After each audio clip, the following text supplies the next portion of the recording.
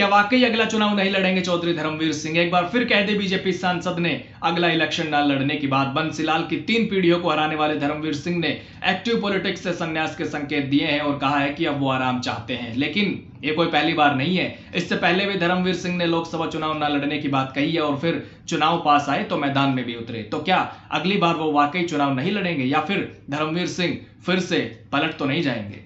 दोस्तों नमस्कार, मैं आपका यार जतिन पत्रकार।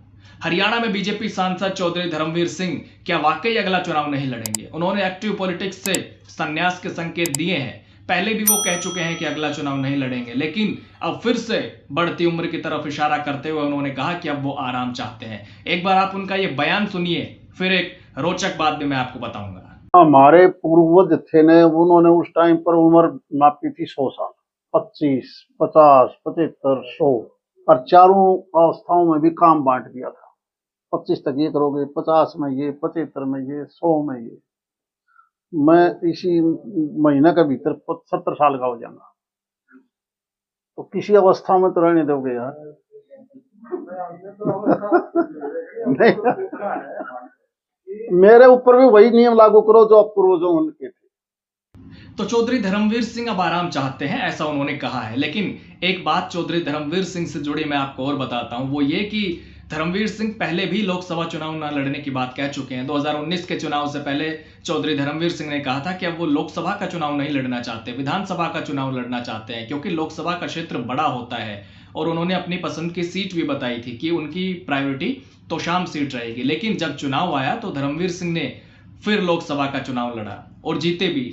पार्टी ने टिकट दी, वो मैदान में उतरे और जीत गए। फिर जब 2024 का चुनाव था सिर पर, तो धर्मवीर सिंह ने कहा कि वो सिर्फ और सिर्फ लोकसभा का चुनाव लड़ेंगे, इसके अलावा कोई चुनाव नहीं लड़ेंगे। ये सारी बातें जो मैं आपको बता रहा हूं, वो ये सब अलग अलग इंटरव्यू में कहते रहे हैं। और बीजेपी जेजेपी का गठबंधन भी था, तो भिवानी महेंद्रगढ़ लोकसभा सीट पर जेजेपी अपना दावा कर रही थी। तब धर्मवीर सिंह ने कहा था कि मैं सिर्फ और सिर्फ लोकसभा का चुनाव लड़ूंगा। तो गठबंधन टूट गया और 2024 में फिर से पार्टी ने चौधरी धर्मवीर सिंह को टिकट दिया और धर्मवीर जीत गए। लेकिन 4 जून 2024 को लोकसभा चुनाव के नतीजे आए थे और कुछ ही दिन के बाद, शायद 20 से 25 दिन के बाद ही चौधरी धर्मवीर सिंह ने एक इंटरव्यू में यह कह दिया था कि यह मेरा आखिरी चुनाव था, 2029 का चुनाव नहीं लड़ेंगे वो। 2029 में 74 साल की उम्र हो जाएगी।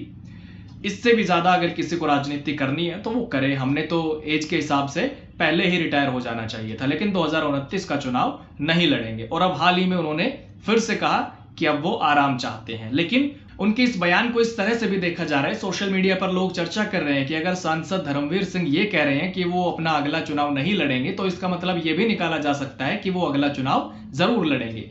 और ये बातें भी इसलिए कही जा रही है क्योंकि ऐसा पहले हुआ है। और इसलिए सवाल ये भी है कि कहीं धर्मवीर सिंह फिर से पलट तो नहीं जाएंगे? जब चुनाव नजदीक आएंगे, 2029 का चुनाव जब करीब आएगा, तो धर्मवीर सिंह फिर से मैदान में तो नहीं उतर जाएंगे? खैर, भविष्य की बातें, अलग अलग तरह की चर्चाएं होती रहती है, लेकिन फिलहाल उनका कहना है कि वो आराम चाहते हैं। वैसे धर्मवीर सिंह का काफी लंबा राजनीतिक करियर रहा है, कई चुनाव जीते हैं धर्मवीर सिंह ने, लोकसभा भी, विधानसभा भी। हरियाणा के 3 बार सीएम रहे। बंसीलाल की 3 पीढ़ियों को हरा चुके हैं धर्मवीर सिंह। बंसीलाल को भी हराया, उनके बेटे को भी हराया, उनकी पोती को भी हराया। हालांकि खुद भी हारे हैं, ऐसा नहीं है कि खुद नहीं हारे हैं, लेकिन पूर्व सीएम बंसीलाल की 3 पीढ़ियों को उन्होंने हराया है। तो थोड़ा विस्तार से एक बार मैं आपको बताता हूं। 1987 में जब धर्मवीर सिंह ने लोकदल के टिकट पर चुनाव लड़ा, तो बंसीलाल कांग्रेस के टिकट पर मैदान थे। तो चौधरी धर्मवीर सिंह ने बंसीलाल को हराया था, जिसका उनको तोहफा भी मिला, मंत्री बनाया गया था उस वक्त उनको। हालांकि बाद में बंसीलाल ने जब अपनी पार्टी बना ली थी, तो अपनी पार्टी से चुनाव लड़ते हुए 1991 में उन्होंने धर्मवीर सिंह को हरा दिया। धर्मवीर उस समय कांग्रेस के टिकट पर मैदान में थे। इसके बाद 1996 में फिर बंसीलाल ने चौधरी धर्मवीर सिंह को हराया। फिर साल 2000 में धर्मवीर सिंह ने सुरेंद्र सिंह को हराया, जो बंसीलाल के बेटे थे, किरण चौधरी के पति थे।